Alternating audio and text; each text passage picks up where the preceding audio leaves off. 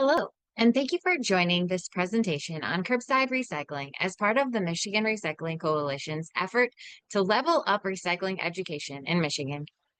This presentation will cover why curbside is a good option in many communities, a brief history of curbside recycling in Michigan, models of curbside recycling implementation, making the case for curbside recycling in your community, funding your program, and case studies of different programs in Michigan. If you're only looking for one of these topic areas, you can look in the description of this video to move directly to that section.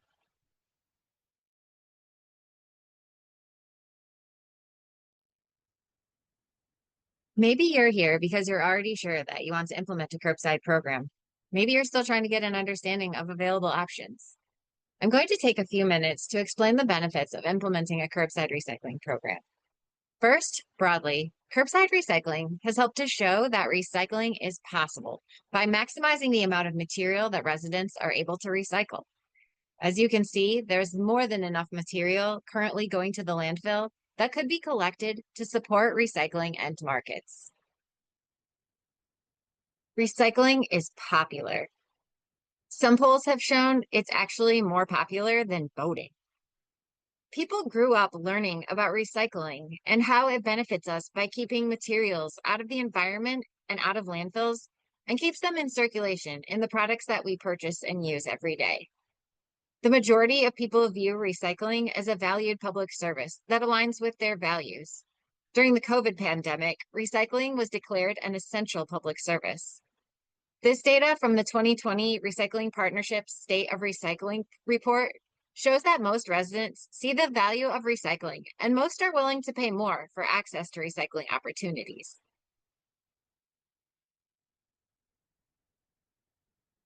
A 2024 report from the Michigan Sustainable Business Forum shows that the value of materials that are currently going to the landfill in Michigan is estimated to be around $500 to $676 million.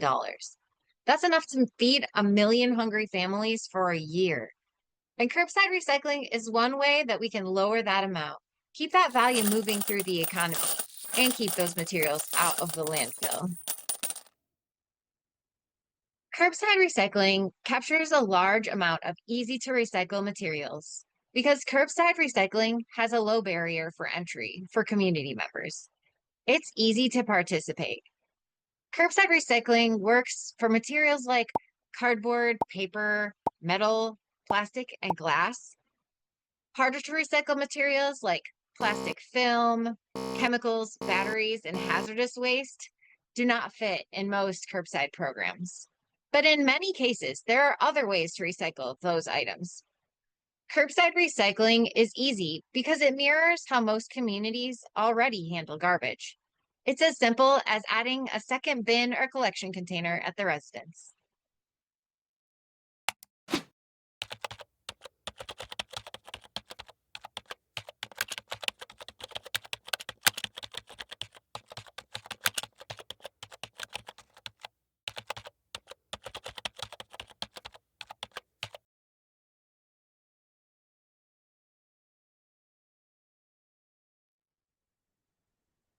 Just to give a little bit of history on curbside recycling in Michigan.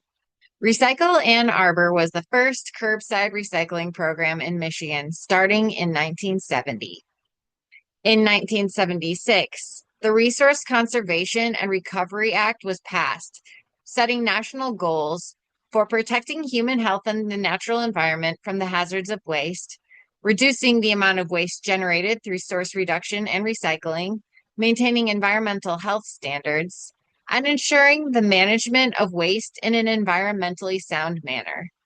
In 1994, Michigan's Natural Resources and Environmental Protection Act required counties to create a solid waste management plan to manage waste with an emphasis on landfill capacity. In 2022, Part 115 of the Natural Resources and Environmental Protection Act was updated to require county plans to emphasize sustainable materials management. Michigan's solid waste laws now require counties to plan for recycling and composting, not just landfilling materials discarded in their community. Michigan's current recycling rate is 25%. The state has a goal to reach a 45% recycling rate, with an interim goal to reach 30% by 2029. And we are on track to reach that goal. Continuing to increase the recycling rate will require collaboration as counties move forward with their materials management plans. The law requires county plans to meet benchmark recycling standards. That means that in communities with over 5,000 residents, curbside recycling has to be available for 90% of single-family dwellings by 2026.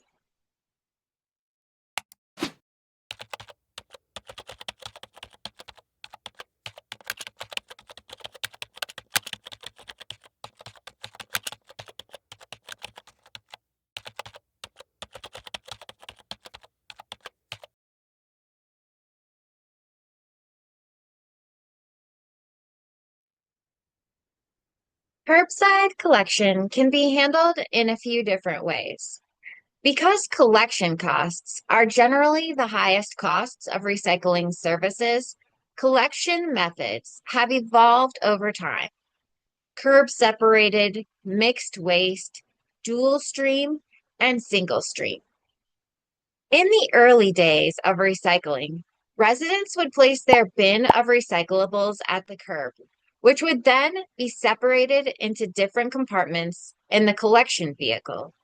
The driver or collection worker would pull the items from the bin and place them into different compartments in the truck, taking 30 to 60 seconds at each residence.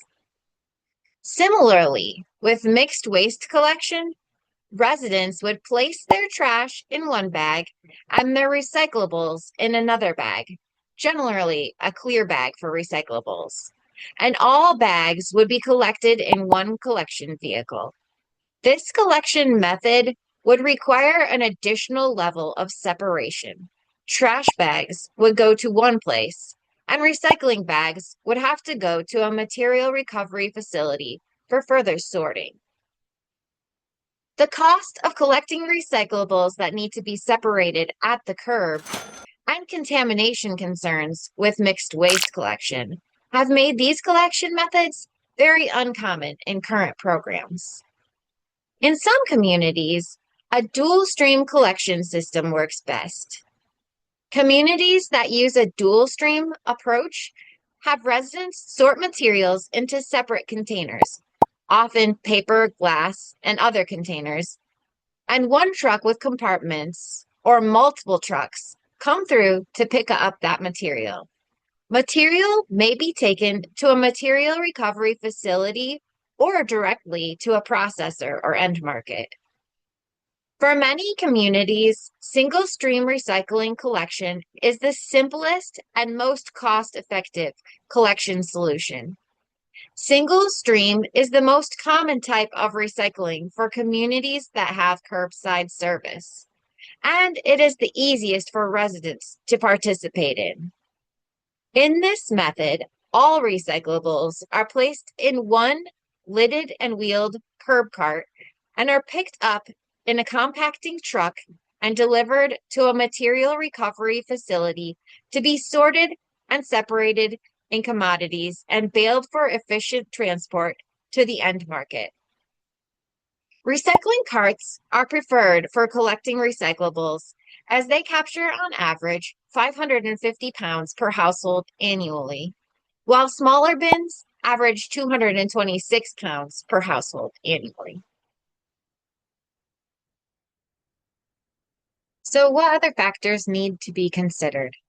It's important to keep in mind that effective recycling programs often involve public-private partnerships. So reaching out to stakeholders in your community can lead you to the answers to these questions.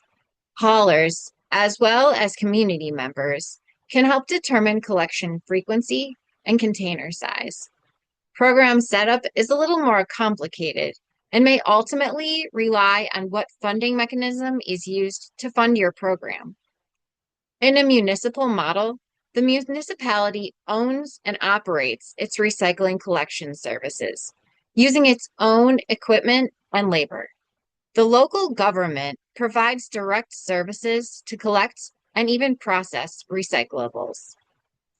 In a contracted service model, the municipality contracts with a private hauler to collect recyclables at the curb for a set fee.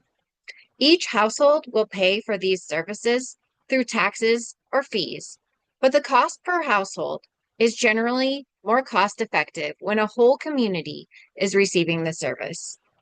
In this arrangement, all single-family homes, excluding apartments and similar multi-unit buildings, must use the designated hauler chosen by the municipality.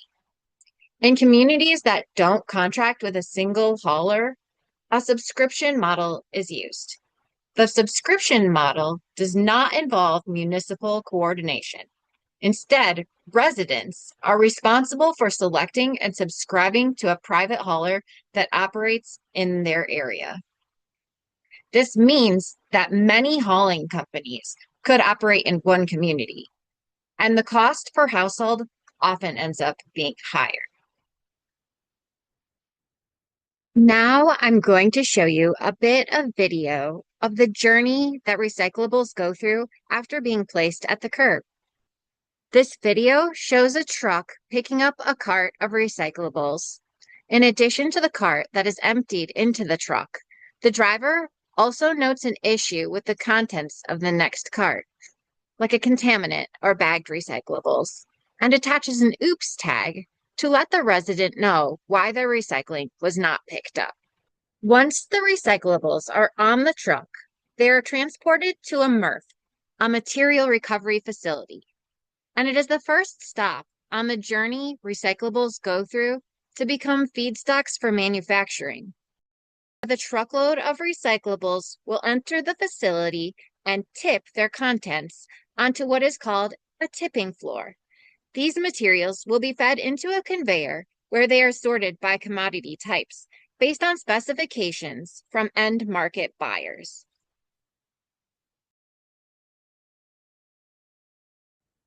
Employees are often the first line of defense for sorting out contaminants by hand that could harm or jam sorting equipment.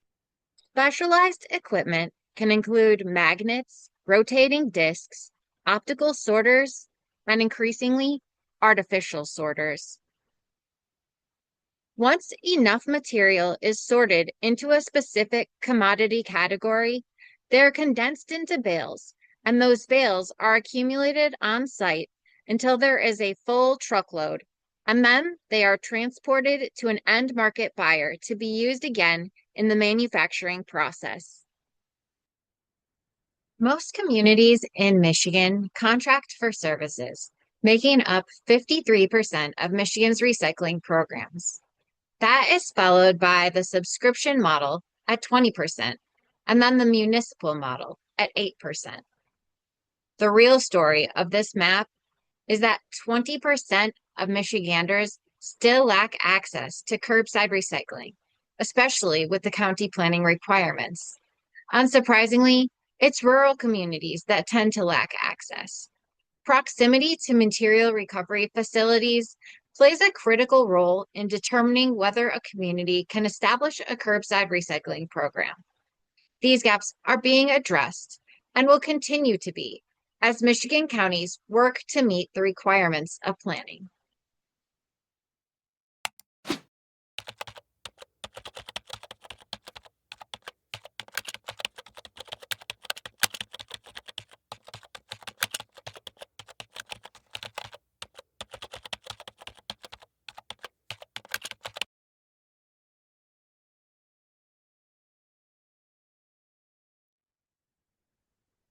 Help is available if you're still feeling stuck. The Make the Case for Recycling Toolkit is specifically designed for local governments to help you explore options around an integrated materials management system, identify local recycling and organics program options, identify, collect, track, and analyze costs associated with materials management services, and communicate options and outcomes with key stakeholders. Scan this QR code to gain access to these tools, as well as instructions for how to make use of them.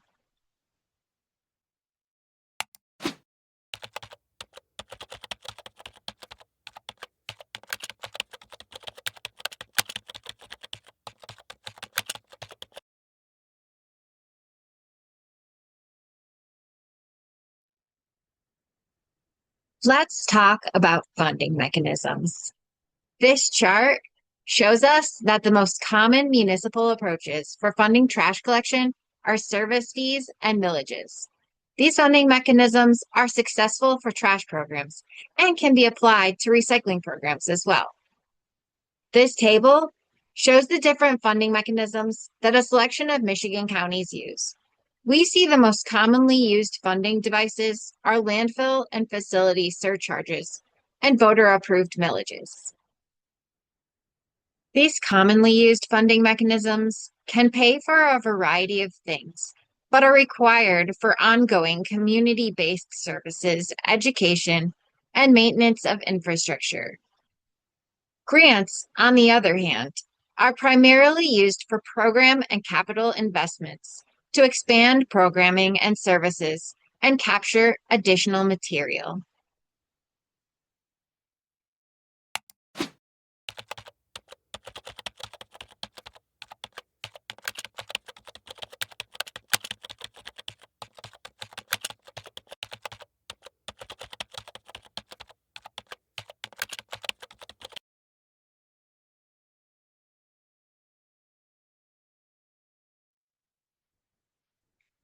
I've done my best to lay out all the options that are out there, but there's no substitute for seeing a program in action and talking to the key players in its implementation and maintenance. If you're looking for a specific type of program, there's probably a community in Michigan that's already doing it. These are just a small sample of the communities that are operating successful curbside recycling programs. But it's always a good idea to explore what is happening in your area.